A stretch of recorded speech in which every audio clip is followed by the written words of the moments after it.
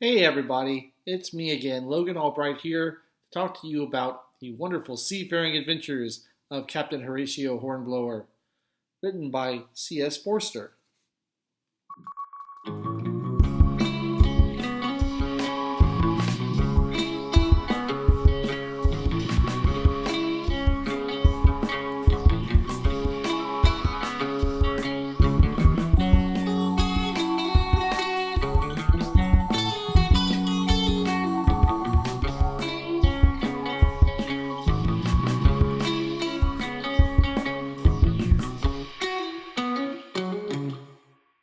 So I've been a little bit remiss in these videos lately, haven't been uploading as much as I would like to. I've been traveling a lot, I've been busy, and I just haven't really felt like it.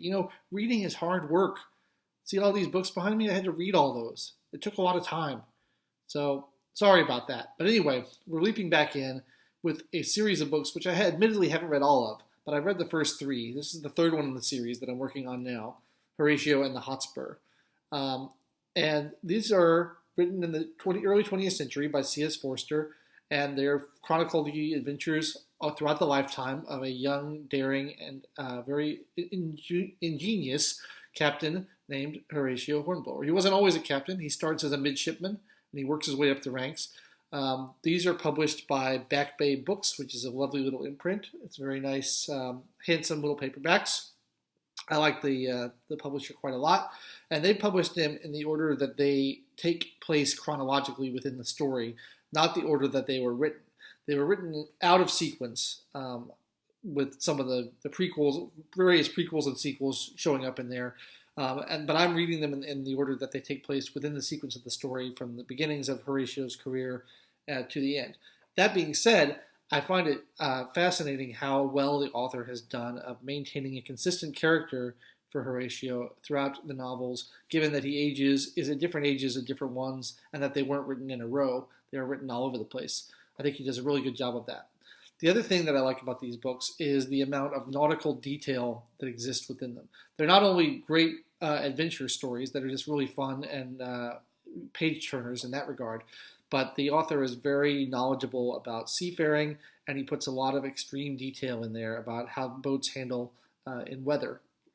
And I love this because I am a bit of a sailor myself, and I'm learning anyway.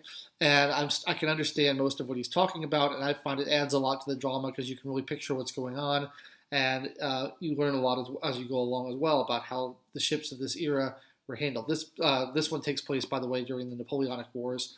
Sort of the backdrop. It's Horatio is serving the British Navy, the military, and that's what's going on.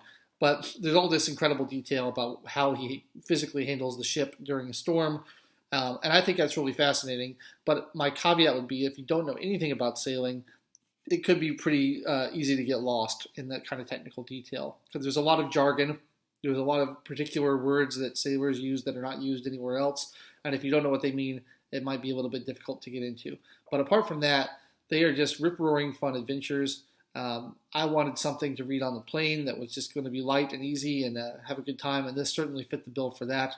So I would recommend C.S. Forster, Horatio Hornblower. I intend to read the rest of the series when I get around to it. I've read the first three so far, but they are great choices if you want something, if you like seafaring books, if you like adventure books, and if you like just something a little bit more light and frothy than what I tend to read here on this channel.